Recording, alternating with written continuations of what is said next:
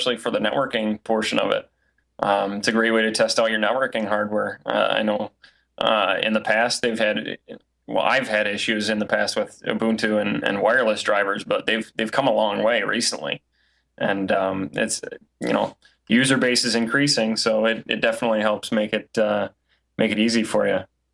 Um, Switching gears a little bit, my next topic here is actually focusing on building relationships. This is something that often gets overlooked, but this, even if it costs you money now, it'll make you money in the long run. You spend a little extra time with your clients. It allows you to actually upsell while the scans are running. That's a major thing. If you're an on-site tech and you're there for 3 hours running virus scans, the perfect time to talk to them is when those scans are running. You can find out a little bit about their usage habits. You can find a little bit about what they do on their computer, who uses a computer. You can find a little bit more about the technology that they use in their home. You can offer more services as far as supporting that other hardware. You can offer them training on hardware that they have in their home. It's a great way to talk about your business and kind of familiarize themselves with your business while you're there. Plus, not only that, it looks a lot better that you're taking the time to talk to them and try and educate them rather than just sitting there watching the scans run. It doesn't look too professional if you're just sitting there watching scans run and it makes for a little bit of awkward silence. Right. Yeah. Don't play with your phone while you're watching the scans run either. Just talk to the people. Listen to them. Yeah. If they get familiar with you, they're more apt to actually bring you back on site for service in the future. It's a great way to find out if they have any friends actually that have any computer issues. You can hand them some business cards and try and promote your business that way. But the biggest thing that you need to do is to learn to differentiate between building relationships and wasting your time with a cheap client. Because there's always going to be that person that's trying to push you out of their house as soon as possible, and that can cause issues. I know on one of the Podnutz daily episodes a little while back, one of the guys was talking about a client that they lost just because they didn't run a defrag. Right. And it's a simple thing, and he did actually, in his defense, he did actually offer it to her, but she was in a hurry to push him out, and I would imagine it's probably just because she didn't want to pay the hourly rate. But I wouldn't spend your time trying to promote your business with a cheap client that's not gonna be any more likely to be a repeat customer. Not only that, but there's a lot of tire kickers out there. Hey Steve, we're getting some music in the background. Steve? Good music, Steve. I like it. What do you call this? I think the opening show credits. I'm just okay, kidding. I'm here. Hang on one second. Sometimes Music I'm not for sitting. Podnutz Daily brought to you by Evan Sometimes King I'm not at sitting in Pure front of Vibe. the desk. So when you guys call, oops.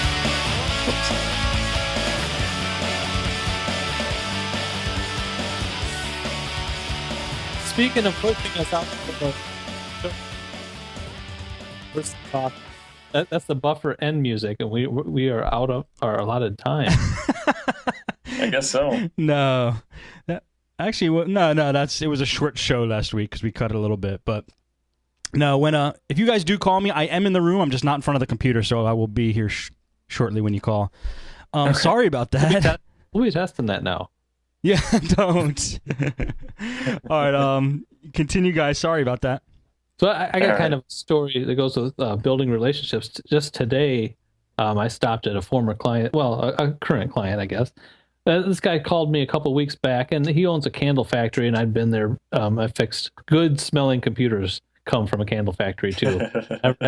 Sometimes you'll get a smoker's computer or a nasty computer. Yeah. Oh, man, if you can work at a candle factory's computer, that's nice.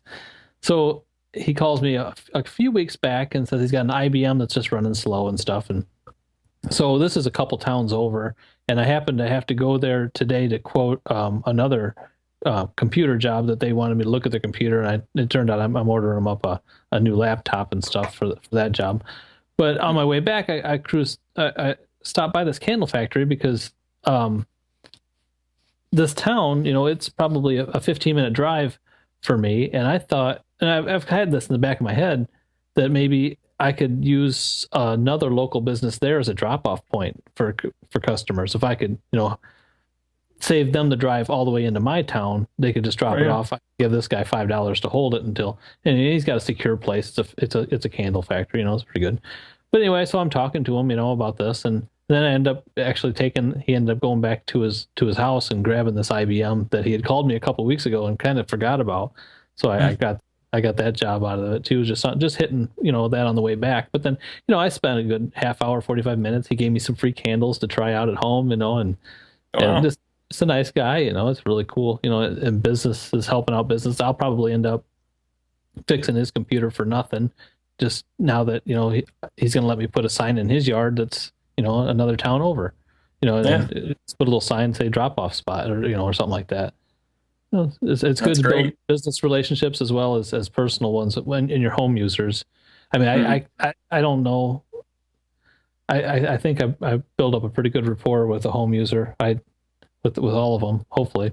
They usually call back, and I do get almost all of my advertising is from referrals. So those little times count. If you're a personable person, it makes it easier. I sold cars for 12 years, so I can talk to people fairly easily, and work on that. If you have a problem talking to people, just work on it. Just try it. They're probably just as nervous talking to you as you are to them. It's not a big deal. Yeah. Yeah, but that's actually a really great example, because that just gives you a really great way to expand the reach of your business.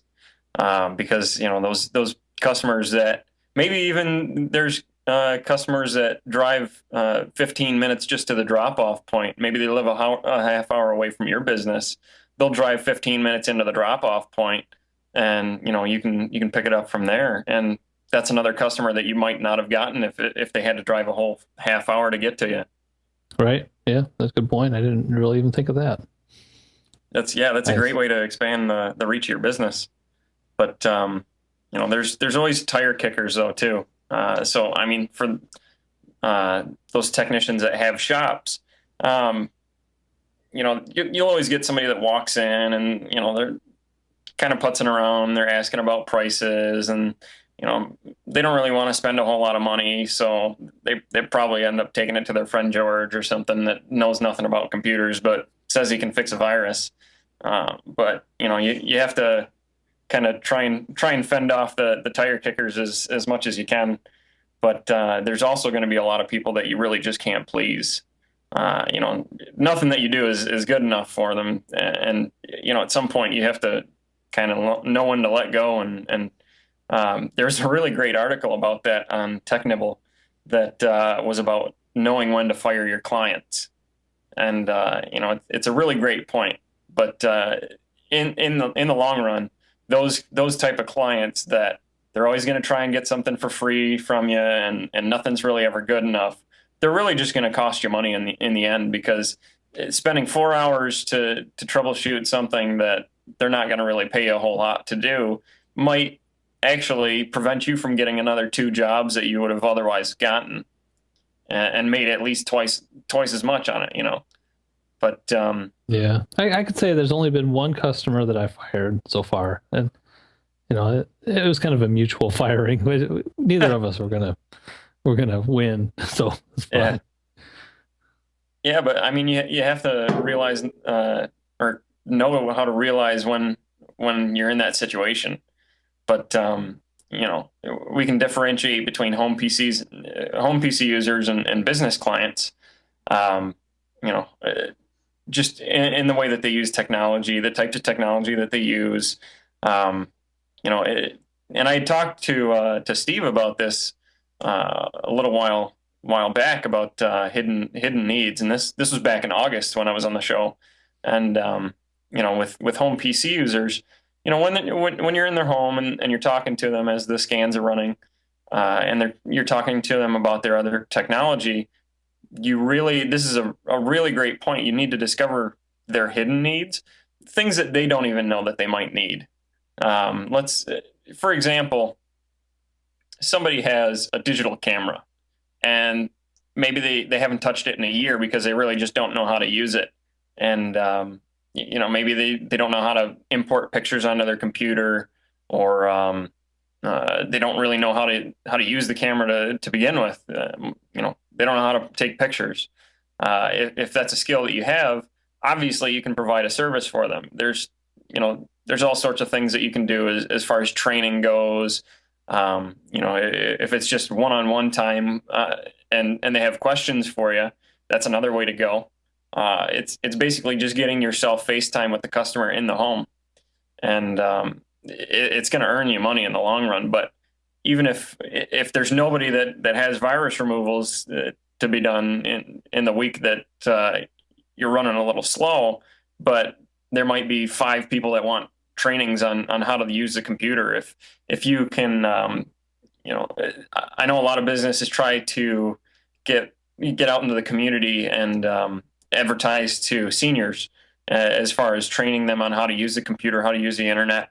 That's a great way to expand your business if you can find even maybe like the city council can kind of promote your business within their meetings. If you can get something like that, maybe they can actually promote you offering the training to seniors in the area, or posting flyers for training classes. If you charge $20 an hour for a training class and you get five people, a couple hours later you're doing pretty good. Yeah. But Yeah. I know that some libraries, they get grants to have computer training for people too. And if you can get a hold of your librarians, hmm, they are always starving for people to teach these classes. Honestly, if they don't find someone in the community to teach them, or a computer tech like yourself, they're hmm, going to end up going to the community college or a school and hiring a teacher to do it. hmm, And honestly, you'll benefit by doing it. I mean, hmm. if you're comfortable public speaking, you got to come up with a curriculum and things like this. Yep. And also, you might learn sometimes we might overlook some of the things that the normal people are actually having problems with, and you're going to see these. So the next time you're not surprised when somebody asks you a certain question because you might have seen that before. But then also, Hmm. I think as a computer tech, you might do a better job at explaining some of the stuff in a computer than a teacher would too. Yeah. The guy's probably usually maybe a network teacher or something, and you don't need to be. I don't know. They might just kind of shoot over the people when you could be more of a common ground with them, and not talk too much technology Right. too far over the head. Tell them how to set up an email account, just like you would on site. You go to people's houses, you're setting up Gmail accounts for them, getting them hooked up with Google Plus, Facebook, and it's basically the exact same stuff. Only you're doing it for a group. Yep. That's Well, not only that, but it kind of gives you a little bit of an insight into the kind of concerns that an everyday user might have regarding the computer, or even technology that they have. Let's say you're teaching a course like that, and you have an audience that ranges between 40 and 65 years old. Let's say one of the users might have a computer at home, and they're really just interested in connecting it to connecting it to the TV so that they can check their email on the TV, or they want to play games or something on the TV. Well, I mean, if they have that question, you can either address it with them then, or you can offer up a business card and offer to do it in home for them. You can always extend those courses beyond just the classroom there, and right. offer up your services in home. It kind of gets your foot in the door, because if they're already unfamiliar with the computer, you're just giving them the basics. Chances are they're going to want to know more as soon as they know what you have to tell them. But Yeah, and if they're going to go like to Radio Shack or Staples and look for the device that's going to transfer their video signal from a computer